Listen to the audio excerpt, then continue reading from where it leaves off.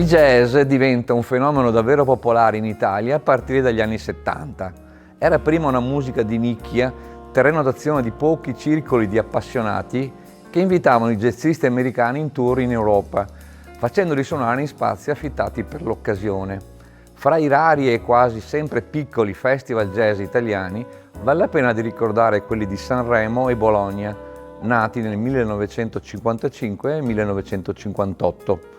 Succedeva anche che il jazz fosse ospitato come fuori programma nelle stagioni concertistiche dei conservatori e di enti lirici come la Fenice di Venezia. Ma è con la seconda edizione di Umbria Jazz, tenutasi nel luglio del 1974, che questa musica aumenta in modo esponenziale il suo pubblico, diventando un polo di attrazione per moltissimi giovani che vi si avvicinano per la prima volta, provenendo quasi sempre dal rock. In pochi anni si moltiplicano i festival e diventa sempre più normale trovare del jazz all'interno delle programmazioni culturali di molti comuni italiani.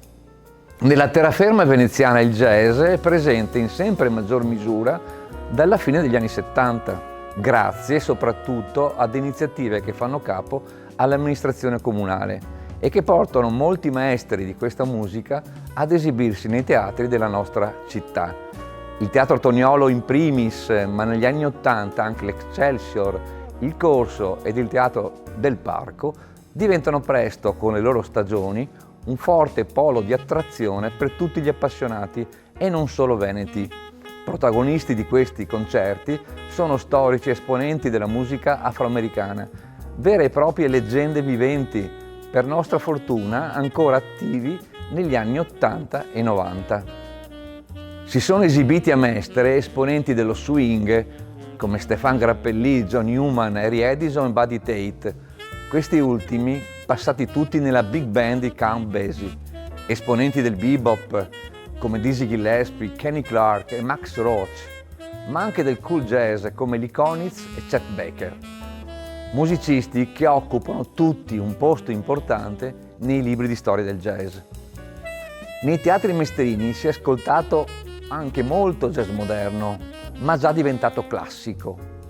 Parliamo di maestri americani che rispondono al nome di Sonny Rollins, McCoy Tyner, Chick Corea, Jim Hall, Joe Zawinul, Ornette Coleman e Wayne Shorter, ma anche i francesi Michel Petrucciani e Richard Galliano, il cubano Gonzalo Rubalcaba, il norvegese Jan Garbarek.